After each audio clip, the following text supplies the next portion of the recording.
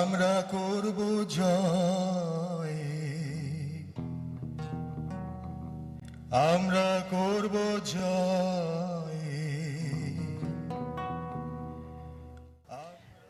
দর্শক মণ্ডলী, আপনাদের সবাইকে স্বাগত জানাচ্ছি ওয়াশিংটন ডিসি থেকে।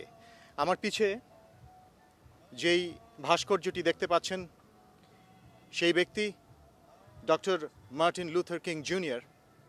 আজ থেকে 50 বছর আগে এই জায়গা থেকে মাত্র কয়েকশো গজ দূরে লিঙ্কনস মেমোরিয়ালের পাদদেশে এক ঐতিহাসিক ভাষণ দিয়েছিলেন।